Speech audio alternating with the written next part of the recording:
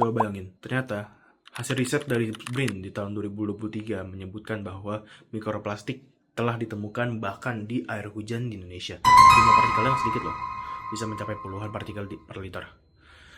Coba bayangin, air hujan atau mungkin air bersih yang kita pikir bersih banget dari air hujan sekalipun ternyata sudah tercemar oleh partikel-partikel plastik yang kecil banget. Hal ini menunjukkan bahwa mikroplastik telah menyebar luas di lingkungan kita melalui udara, melalui air, tanah, dan bahkan berpotensi bisa mencapai rantai makanan manusia. Yang lebih mengejutkannya lagi, hal yang menyebabkan mikroplastik itu tersebar itu hal kecil banget, hal sederhana, bukan pabrik, bukan industri, tapi dari diri kita sendiri, seperti pakaian-pakaian yang sering kita pakai dan juga spons yang kita gunakan untuk mencuci piring. Berdasarkan beberapa studi, pakaian berbahan dasar sintetis seperti polyester, nilon, dan akrilik dapat melepaskan ribuan serat mikroplastik setiap kali dicuci.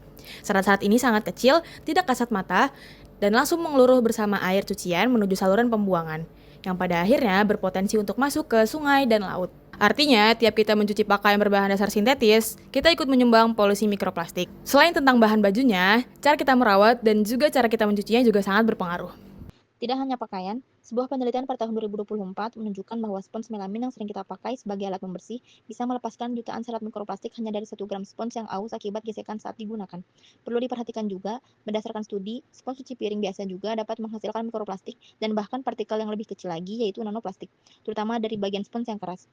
Jadi, saat kita menggosok piring atau membersihkan permukaan rumah, alat yang kita gunakan pun bisa menyumbang mikroplastik ke lingkungan. Hasil studi dari University of Plymouth menunjukkan bahwa mencuci pakaian dalam jumlah sedikit justru mempercepat pelepasan mikroplastik, karena gesekan antar kain lebih tinggi.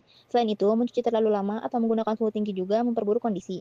Menariknya, penelitian dari American Chemical Society pada tahun 2023 menemukan bahwa mencuci secara manual atau dengan perlakuan lembut dapat menghasilkan jauh lebih sedikit mikroplastik dibanding penggunaan mesin cuci biasa.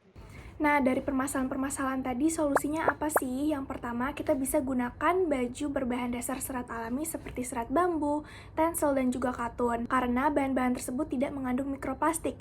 Walaupun harganya sedikit lebih mahal, tapi memang lebih nyaman, lifespan-nya juga lebih lama, dan juga lebih breathable dan lebih sehat untuk tubuh kita dan lingkungan kita. Next, kalau ingin mencuci pakaian dengan mesin cuci, pakai beban penuh, durasi pendek, suhu rendah, dan kalau memungkinkan untuk bahan-bahan tertentu, cuci manual saja, jangan menggunakan mesin cuci. Selanjutnya, kalian juga bisa menambahkan filter mikroserat pada mesin cuci untuk menahan partikel plastik sebelum masuk ke saluran air. Untuk permasalahan selanjutnya, yaitu sponge yang mengandung mikroplastik, kalian bisa switch sponge dengan bahan alami namanya loofah. Ini tuh bahkan lebih murah daripada sponge dan tentu saja lebih aman karena ini berasal dari tumbuhan, jadi tidak akan mengandung mikroplastik. Mungkin dari solusi-solusi yang sudah disebutkan tadi terdengar lebih effort dan secara ekonomis lebih mahal daripada cara konvensional yang biasa kita lakukan. Tapi dengan hal-hal yang kita lakukan itu, kita bisa merasakan dampak positif yang lebih berkepanjangan. Mikroplastik mungkin memang kecil, tapi dampaknya amat besar. Ayo lebih aware mulai dengan hal-hal yang kita gunakan sehari-hari. Karena langkah kecil bisa membawa perubahan besar bagi lingkungannya.